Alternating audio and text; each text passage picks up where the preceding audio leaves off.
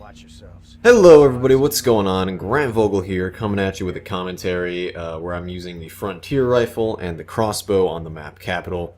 This is Supply Raid, and this is actually a flawless match. Now, it may be flawless with like an asterisk, because I probably go down once or twice throughout the match, but I never actually die, I always get revived.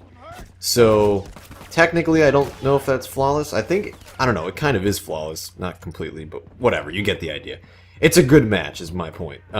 So, yeah, I'm going to be talking a lot about the Frontier Rifle and the Crossbow. Obviously, like I said in my last video yesterday, I'm still going to be doing, like, you know, complete reviews of all these guns, even though I'm doing these commentaries. These are just sort of my initial impressions on the gun, and then, you know, in the weapon reviews coming up, I will be getting very in-depth on strengths, weaknesses, and class loadouts that the weapons are all useful in.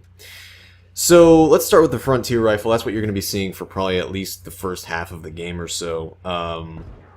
Actually, first let me start out with what the rest of my class is. I'm also using First Aid Training 2, Hawkeye 2, and Strategist 1. I've actually been liking Strategist 1 lately. It's one of those things that I never really used, but can be surprisingly helpful, because very often you don't know when you're marked, and you'd probably be surprised at how many times you die because you're marked. You know, you'll be far away and you'll poke your head out and you'll be like, how did they see me? Well, you were probably marked, and that's why they saw you and killed you so quickly. So I'm finding that's actually a very helpful perk that I never really used before, and it's only one loadout point, so that's good. I've got Hawkeye because obviously you're using the Frontier Rifle here.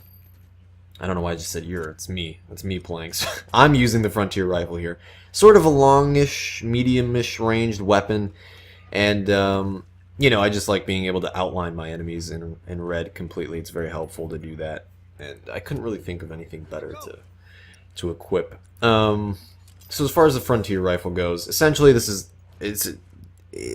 most of the time it's a 2-hit down, unless the enemy has armor on. The interesting thing about this, I would say normally that this is basically just the hunting rifle without a scope, but what makes it not that is the fact that it is not a one-hit kill to the head.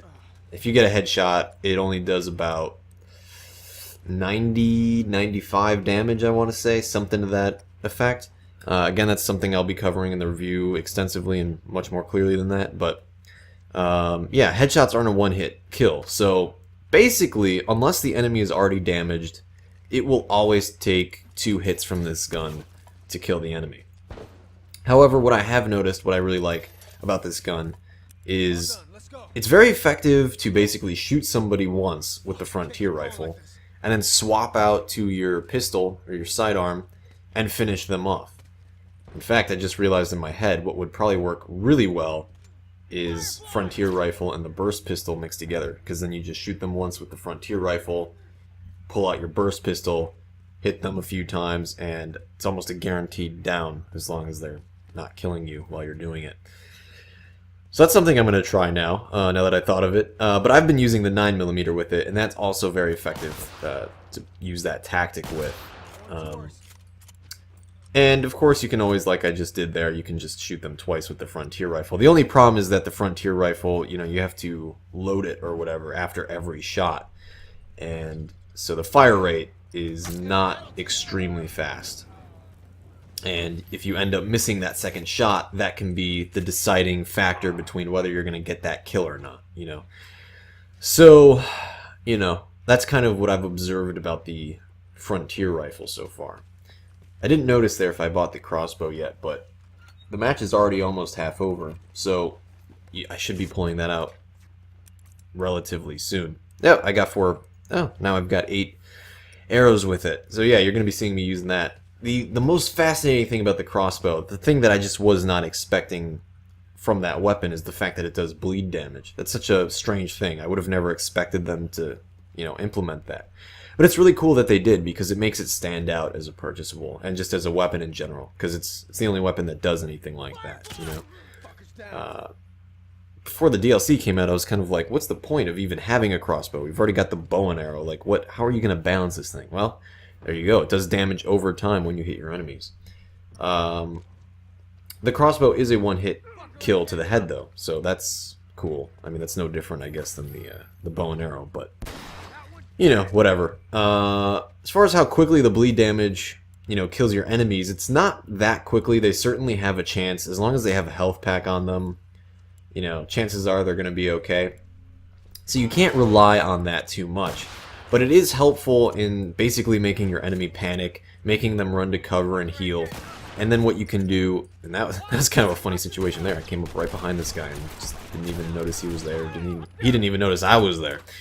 And as I was saying about the crossbow, though, it basically gives you an opportunity to rush them, because very often what you'll find happening with the crossbow is you'll shoot an enemy once, they'll go running to cover to go heal themselves to stop the bleeding, because otherwise they are screwed, and they really don't have a chance to stop and kill you before they heal themselves, because they're panicking, because they're losing health.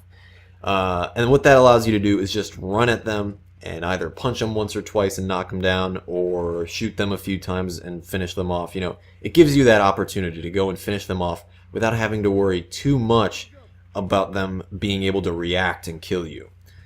As far as whether I recommend it or not, I think I do, actually. And what I've noticed about it as well is it's cheap to buy, and I haven't paid attention to the actual number of parts that it costs, whether it's cheaper than other purchasable weapons or whether it costs the exact same. But I've noticed that many matches when I've had the crossbow equipped, I'll have bought like 4 to 8 arrows with it and not used it once because I don't know why.